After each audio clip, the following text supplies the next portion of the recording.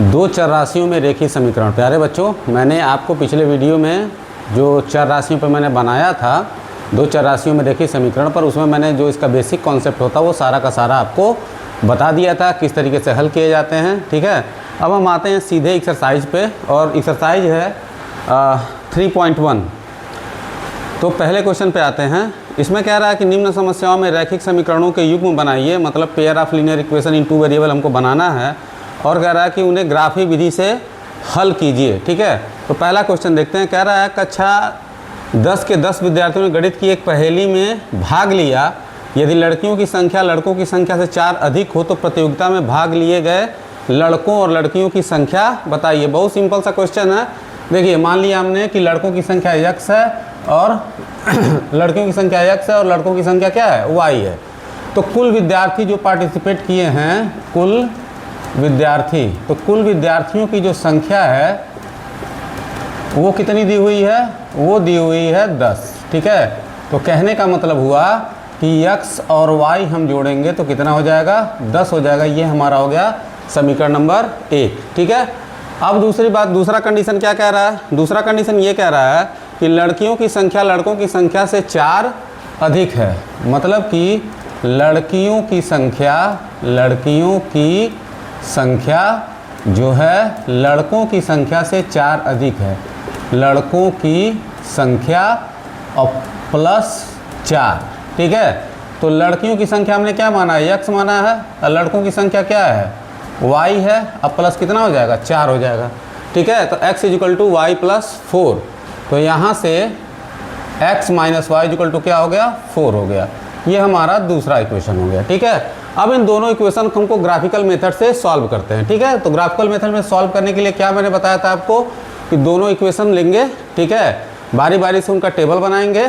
ठीक है, मतलब एक वेरिएबल का वैल्यू कुछ रखेंगे और उसके करस्पॉन्डिंग दूसरे वेरिएबल का वैल्यू निकालेंगे, फिर उनका ग्राफ प्लॉट करेंगे। ठीक है, तो सबसे पहले आते हैं, हम देखते हैं समीकरण 1 से। समीकरण 1 क्या है, x + y = 10। तो यहाँ से y = क्या हो जाएगा, 10 - x। ठीक है, अब इसका एक टेबल अगर हम बनाएं, ठीक है, तो ये x हो गया और ये क्या हो गया, y हो गया। ठीक है, वैल्यू पुट करते जाइए। x = 1 रखेंगे तो कितना हो जाएगा, y = 9 हो जाएगा। 2 रखेंगे तो 8 हो जाएगा। 3 रखेंगे तो 7 हो जाएगा। 4 रखेंगे तो 6 हो जाएगा। 5 रखेंगे तो क्या हो जाएगा, 5 हो जाएगा। 6 रखेंगे तो कितना हो जाएगा, 4 हो जाएगा। इतना पॉइंट बहुत है। ठीक है, ये हो गया हमारा, ये पहला इक्वेशन हो गया। ठीक है, अब दूसरे इक्वेशन पे आते हैं। समीकरण 2 से, समीकरण 2 क्या कह रहा है कि x - y = 4। ठीक है, तो यहाँ से y = क्या हो जाएगा, इसको अगर इधर कर दिए तो 4 को इधर लाना पड़ेगा, x - क्या हो जाएगा, 4 हो जाएगा। ठीक है, तो अब हम इसमें ये x लिखते हैं और ये लिखते हैं y। ठीक है, तो x का वैल्यू अगर 1 रखेंगे तो y क्या हो जाएगा, -3 हो जाएगा। 2 रखेंगे तो -2 हो जाएगा।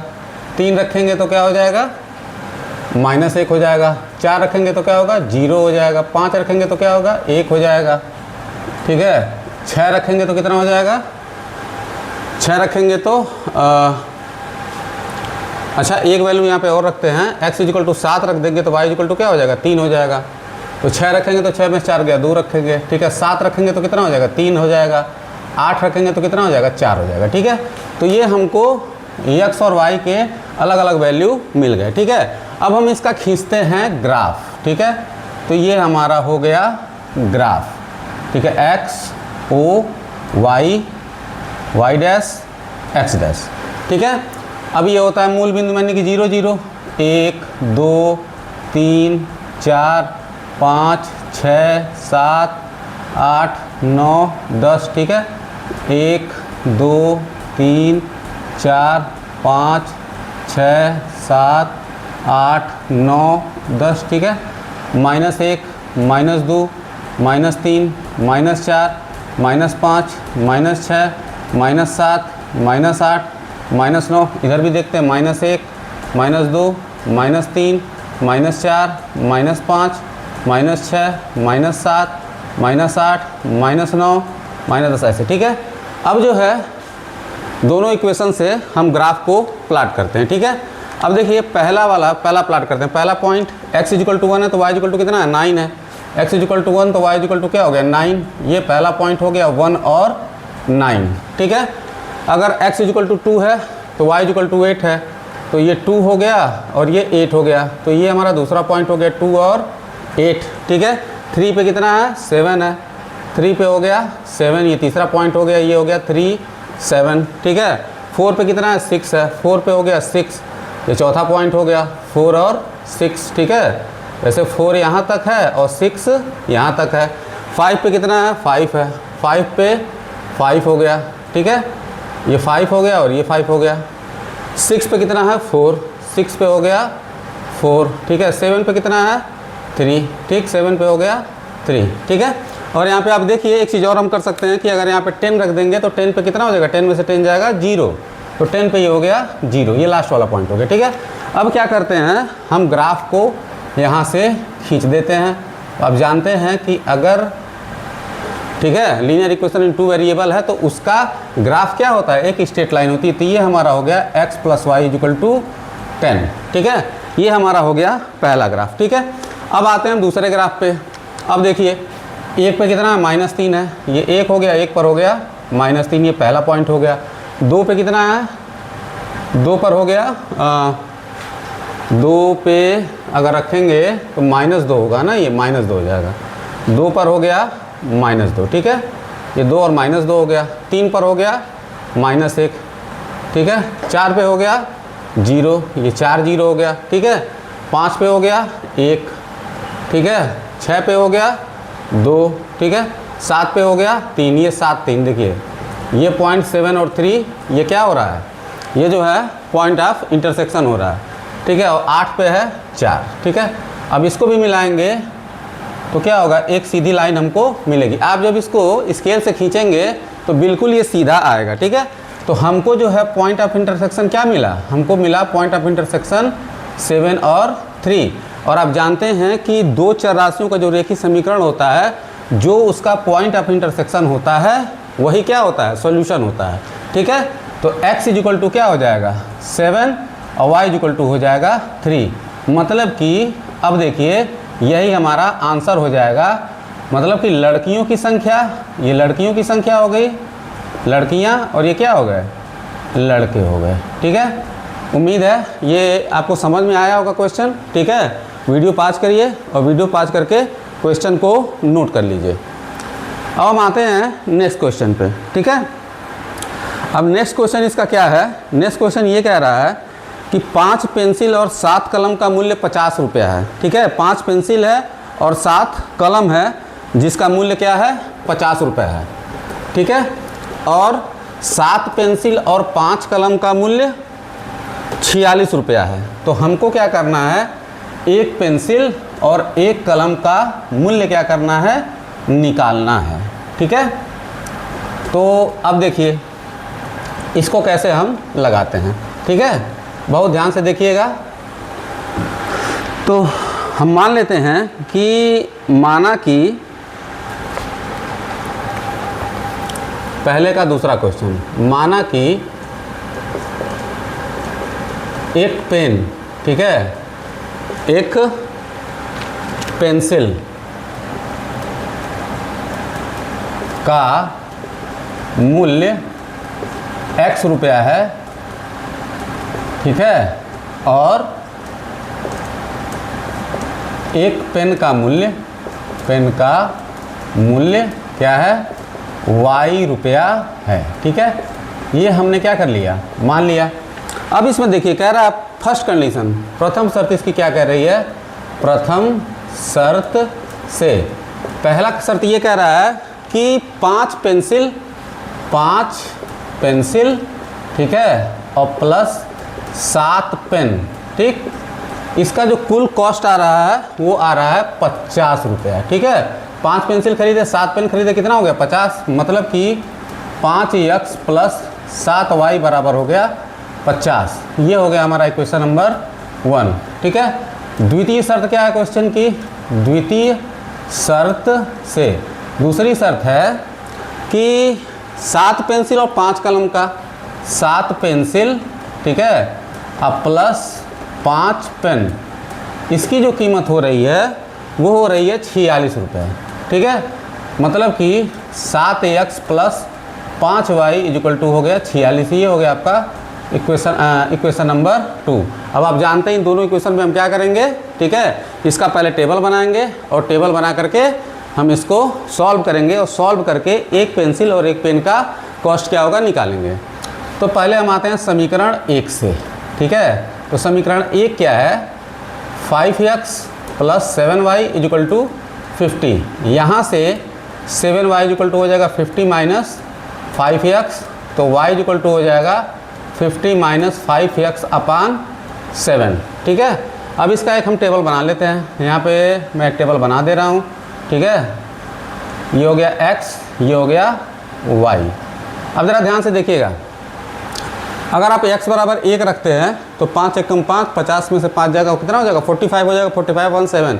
तो ये जो है y का वैल्यू फ्रैक्शन में आ जाता है। तो फ्रैक्शन में जब भी आ जाएगा तो ग्राफ प्लाट करने में थोड़ी सी दिक्कत होती है। तो हम करते क्या हैं, ठीक है, 10वीं स्टैंडर्ड पढ़ रहे हैं, इतना दिमाग तो होगा, ठीक है, कि x का कोई ऐसा वैल्यू रखें कि y भी क्या हो, इंटीजर में आए, पॉजिटिव निगेटिव कुछ भी आए लेकिन इंटीजर में आए। तो मैं देखिए, अगर मैं x इक्वल टू क्या रखता हूँ, x इक्वल टू रखता हूँ मैं 3 रखता हूँ। ठीक है, ध्यान से देखिएगा, 3 अगर रखते हैं तो 5 3 15 और 50 में से 15 जाएगा 35, 7 5 35। x इक्वल टू 3 पे y इक्वल टू क्या हो गया, 5 हो गया। अब दूसरा, अब आगे बढ़ेंगे हम, तो अगर 4 रखेंगे तो 5 चौक को 20, 50 में से 20 जाएगा 30 बजेगा, फिर भी नहीं कटेगा। ठीक है, एक काम करते हैं, सीधे जो है यहाँ पे हम x इक्वल टू 10 रखते हैं, सीधे 10 रख दीजिए। 10 5 50, 50 में से 50 गया, क्या होगा 0, 0 अपान 7 कितना हो जाएगा 0। ठीक है, अब चलिए 2 पॉइंट मिल गया, ये 2 पॉइंट बहुत है। ठीक है, हमारा आंसर इसी में, क्योंकि ग्राफ जहाँ इंटरसेक्ट करेगा वही क्या होगा, पॉइंट ऑफ इंटरसेक्शन होगा। अब ये हो गया। अब ठीक है, अब दूसरे इक्वेशन पे आते हैं, समीकरण 2 से। समीकरण 2 से क्या हो जाएगा, अब देखिए दूसरा समीकरण क्या है, यही है ना, 7x plus 5y equal to 46। तो 5y इक्वल टू हो जाएगा 46 प्लस 7x को उठा के इधर लाएंगे तो क्या हो जाएगा माइनस 7x। तो y इक्वल टू हो जाएगा 46 माइनस 7x अपान 5। ठीक है, अब इसका भी एक टेबल बना लेते हैं। यहाँ पे मैं लिख दे रहा हूँ x और यहाँ पे भी लिख दे रहा हूँ y। ठीक है, कुछ पॉइंट इसमें भी ले लेते हैं। ठीक है, तो जैसे हम x इक्वल टू यहाँ पे अगर 3 रखें, ठीक है, तो 3 रखेंगे तो क्या होगा, 7 3 21 और 46 में से 21 जाएगा 25, 25 पर कितना हो जाएगा 5। देखिए हमारा आंसर मिल गया। ठीक है, हमारा आंसर क्या हो गया, मिल गया। ठीक है, और ये हो गया। अब इसके बाद क्या करते हैं, कोई वैल्यू और रखते हैं, 3 7 7 49, 3 रखा, 4 रखेंगे तब भी नहीं होगा, 5 रखेंगे तब भी नहीं होगा, 7 6 42, 6 रखेंगे तभी, 7 रखेंगे तब भी नहीं होगा, 8 रखेंगे, 7 8 56, हाँ 8 रख देते हैं। x इक्वल टू 8 रखेंगे अगर, तो 7 में 8 से मल्टीप्लाई होगा 56 हुआ, 7 8 56, 46 में से 56 जाएगा तो माइनस 10 होगा, माइनस 10 बटे 5 कितना हो जाएगा, माइनस 2 हो जाएगा। ठीक है, आंसर तो हमें मिल ही गया और 2 पॉइंट भी मिल गए। तो अब हम ग्राफ को क्या करते हैं, प्लाट कर देते हैं। ठीक है, ये हमने परपेंडिकुलर एक्सिस बना दिया, x o y y dash x dash, ये 0 0 हो गया, 1 2 3 4 5 6 7 8 9, ये हो गया 1 2 3 4 5 6 7 8 9, ये -1 -2 -3 -4 -5 -6 -7, ये हो गया -1 -2 -3 -4 -5 -6 -7 -8। ठीक है, अब यहाँ पे देखिए क्या है, ये पार करते हैं, 3 पे 5 है। ठीक है, तो 3 पे 5 अगर है तो 3 5 तो करना ही चाहिए जीवन में, तो 3 हो गया और ये 5 हो गया। देखिए पहला पॉइंट हो गया जो हो गया 3 और 5। ठीक है, और दूसरा क्या, 10 पे 0 है। ठीक है, 10 तक हम पहुँचे ही नहीं, चलिए मान लीजिए 10 है तो 10 पे क्या हो गया 0 हो गया, ये 10 और 0 हो गया। ठीक है, सीधा खींच दीजिए बिल्कुल स्ट्रेट लाइन। ठीक है, तो ये हमारा इक्वेशन हो गया, ये आपका हो गया 5x plus 7y equal to 50। ठीक है, अब आते हैं हम दूसरे इक्वेशन पे। दूसरा इक्वेशन क्या है, हाँ 3 पे 5 है, चलिए 3 पे 5 तो मिल ही गया। 8 पे -2 है, ये 8 हो गया और 8 पे कितना हो गया, -2 हो गया, ठीक है। ये 8 और -2 हो गया, ठीक है। अब इसको भी मिलाते हुए खींच देते हैं, कुछ ऐसे आ जाएगा, ठीक। आ रही बात समझ में।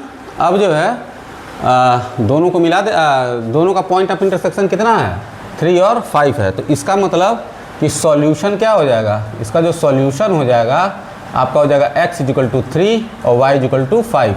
मतलब कि एक पेंसिल की कॉस्ट, ठीक है, कितनी हो जाएगी, 3 रुपये हो जाएगी, और दूसरे पेंसिल और पेन की कॉस्ट कितनी हो जाएगी, 5 रुपये हो जाएगी, ठीक है। तो ये 2 बड़े इंपॉर्टेंट क्वेश्चन थे इसमें एनसीईआरटी में, पहले क्वेश्चन में, ठीक है। तो उम्मीद है ये समझ में आपके आया होगा, ठीक है। तो आप लोग वीडियो पॉज करिए और वीडियो पॉज करके इसको नोट कर लीजिए, तब तक हम अगले प्रश्न की तरफ बढ़ते हैं, ठीक है। अगला प्रश्न ये कह रहा है कि अनुपातों A1/A2, B1/B2, C1/C2 की तुलना कर ज्ञात कीजिए निम्नलिखित समीकरण युग्म द्वारा निरूपित रेखाएं एक बिंदु पर छेद करती हैं, समांतर हैं या समपाती हैं, ठीक है। तो ये भी मैंने आपको बता दिया था कि कब समांतर होती हैं, कब जो है प्रतिच्छेदित करती हैं, ठीक है, और कब जो है समपाती होती हैं, ठीक है। कंसिस्टेंस इनकंसिस्टेंस वाला वीडियो आप देखेंगे तो उसमें ये चीज़ क्लियर हो जाएगा, ठीक है। और आप लोगों से अनुरोध है कि अगर समझ में आता है तो वीडियो को ज़्यादा से ज़्यादा शेयर कीजिए, ठीक है। सभी बच्चे लाभ उठाएं। यूपी बोर्ड हिंदी मीडियम के लिए ये आपके लिए एक बहुत ही अच्छा प्लेटफॉर्म साबित हो जाएगा, क्योंकि ये चैनल बिल्कुल फ्री है। अब देखिए मैंने आपको बताया था, दूसरे क्वेश्चन पे आते हैं। दूसरा क्वेश्चन मैंने आपको बताया था 3 कंडीशन होता है कि जैसे linear equation in 2 variable A1x + B1y + C1 = 0, A2x + B2y + C2 = 0, ये 2 चीज़ें थी, ठीक है। तो इसमें मैंने 3 कंडीशन बताया था आपको कि अगर A1/A2 बराबर होता है B1 ना बराबर नहीं होता B1/B2 के, तो ये क्या होता है, प्रतिच्छेदी रेखाएं होती हैं, प्रतिच्छेदी रेखाएं, ठीक है। और मैंने आपको बताया था इसमें हल निकलता है अद्वितीय हल, ठीक है। और जिसको कहा जाता है यूनिक सॉल्यूशन, मतलब कि x और y का कोई एक वैल्यू प्राप्त होगा। दूसरा कंडीशन क्या था, A1/A2 बराबर B1/B2 not equal to C1/C2। ये समांतर रेखाएं होती हैं, ठीक है, समांतर रेखाएं इसमें आपको मिलेंगी।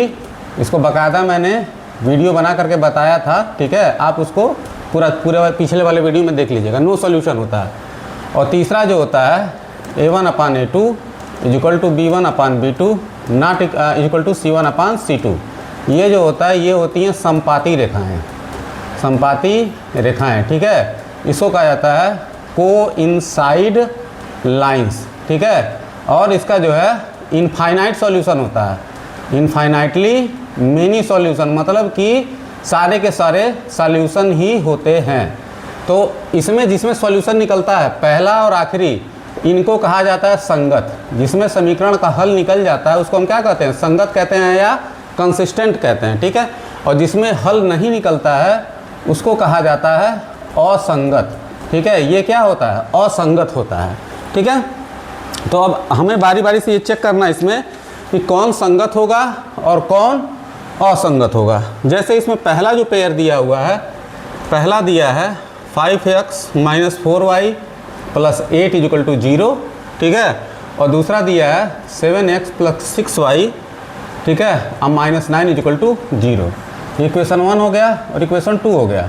तो अब हम क्या करेंगे, समीकरण 1 से अब इसके मानक रूप से तुलना करेंगे। तो A1 देखिए, A1x B1y C1, A1 कितना हो जाएगा 5, B1 कितना होगा -4, C1 कितना हो जाएगा 8, A2 कितना हो जाएगा, अगर हम समीकरण 2 की बात करें, समीकरण 2 से A2 कितना हो जाएगा 7 हो जाएगा, B2 कितना हो जाएगा 6 हो जाएगा, और C2 कितना हो जाएगा -9 हो जाएगा। तो आप A1/A2 निकालिए, तो A1/A2 कितना हो जाएगा 5/7 हो जाएगा, ठीक है। और B1/B2 कितना हो जाएगा -4/6, यानी कि -2/3, 2 दूना 4, 2 3 6। अब हमें आगे जाने की जरूरत नहीं है। देखिए यहाँ पे A1/A2 5/7 है, B1/B2 कितना है -2/3 है, ठीक है। तो यहाँ पे सीधे सीधे हमको पता चल रहा है कि A1 बटा A2 जो है B1 बटा B2 के बराबर नहीं है, तो ये क्या होगा, प्रतिच्छेदी रेखाएं होंगी, प्रतिच्छेदी रेखाएं। ठीक है, समझ में आ गया। बस यही तरीका है इसको लगाने का। दूसरा क्वेश्चन देखिए, दूसरा क्वेश्चन इसका दिया हुआ है कि 9x, ठीक है, plus 3y plus 12 equal to 0 और 18x प्लस 6y प्लस 24 बराबर 0। ये समीकरण नंबर 1 हो गया और ये समीकरण नंबर क्या हो गया, 2 हो गया, दूसरा समीकरण। ठीक है, अब इसको भी हम क्या करते हैं, कंपेयर करते हैं। तो समीकरण 1 से अगर समीकरण 1 की बात करें तो A1 इक्वल टू कितना हो जाएगा, 9 हो जाएगा, B1 इक्वल टू हो जाएगा 3 और C1 इक्वल टू हो जाएगा 12। और अगर हम बात करें समीकरण 2 से, तो समीकरण 2 से A2 इक्वल टू हो गया 18, ठीक है, B2 इक्वल टू हो गया 6 और C2 इक्वल टू हो गया 24। ठीक है, तो A1 बटा A2 निकालते हैं, तो A1 अपान A2 क्या हो जाएगा, 9 बटे 18 यानी कि 1 बटे 2। B1 बटा B2 कितना हो जाएगा, 3 बटा 6 यानी कि 1 बटा 2। और C1 बटा C2 कितना हो जाएगा, 12 बटे 24 यानी कि ये भी हो गया 1 बटा 2। अब यहाँ पर देखो A1 बटा A2 बराबर B1 बटा B2 बराबर C1 बटा C2, सारा बराबर आ रहा है ना, किसके बराबर आ रहा है, 1 बटे 2 के बराबर आ रहा है। ठीक है, तो जब सारा रेशियो बराबर होता है तब कौन सी रेखाएं होती हैं, समपाती रेखाएं। क्या होती हैं, समपाती रेखाएं। ठीक है, और इस कंडीशन में जो दो चर राशियों का रेखीय समीकरण का युग्म होता है उसके इनफाइनाइट सॉल्यूशन होते हैं, मतलब कि बहुत सारे सॉल्यूशन होते हैं। ठीक है, तो दोनों अगर रेखाओं का हम ग्राफ खींचेंगे तो क्या होगा, एक ही रेखा हमको प्राप्त होगी, या ये कह सकते हैं कि एक रेखा का जो ग्राफ होगा वो दूसरे पे क्या हो जाएगा, प्राप्त हो जाएगा। ठीक है, तो वीडियो पॉज करके इसको नोट कर लीजिए आप लोग। ठीक है, अब हम आते हैं इसके तीसरे प्रश्न पे। तीसरा प्रश्न क्या है, तीसरा प्रश्न ये है, इसमें दूसरे का जो तीसरा है वो दिया है कि ये समीकरण है 6x minus 3y plus 10 equal to 0 और 2x माइनस वाई और प्लस 9 इक्वल टू 0। ये हो गया इक्वेशन नंबर 1, ये हो गया इक्वेशन नंबर 2। ठीक है, तो अब समीकरण 1 से देखिए, अब तो आप ऐसे ही लगा सकते हैं, A1 equal to 6, B1 equal to minus 3 और C1 इक्वल टू 10। ठीक है, और समीकरण 2 से बात करें तो A2 इक्वल टू कितना हो गया, 2, B2 इक्वल टू हो जाएगा, अब देखिए कुछ नहीं है, -1 मान लेंगे, -1 हो जाएगा, और C2 इक्वल टू 9। तो A1 अपान A2 की अगर बात करें तो 6 अपान 2 कितना हो गया, 3 हो गया। B1 अपान B2 की अगर बात हम करते हैं तो -3 अपान -1 कितना हो गया, 3 हो गया। और C1 अपान C2 की बात करते हैं तो ये 10 बटे 9 हो गया। ठीक है, तो यहाँ पे देखिए A1 बटा A2 बराबर हो गया B1 बटा B2, और ये बराबर नहीं है C1 बटा C2 के। ठीक है, तो ये रेखाएं कैसी रेखाएं हो जाएंगी, समांतर रेखाएं हो जाएंगी। ये कैसी रेखाएं हैं, समांतर रेखाएं। और इस केस में क्या होता है, नो सॉल्यूशन। ठीक है, जब समांतर रेखा मिलेगी तो समांतर रेखाएं एक दूसरे को कहीं भी काटती नहीं हैं, और जब कहीं भी नहीं काटेंगी तो पक्की बात है कि सॉल्यूशन नहीं निकलेगा। ठीक है, और ये जो केस होता है ये असंगत हो जाता है। ठीक है, उम्मीद है कि अभी तक जितना मैंने आपको बताया ये आपके समझ में आया होगा। ठीक है, तो आप लोग वीडियो को ध्यान से देखिए और प्रश्नावली को लगाइए। नेक्स्ट वीडियो में मैं आगे के क्वेश्चंस को क्या करूँगा, बताऊँगा। बहुत बहुत धन्यवाद।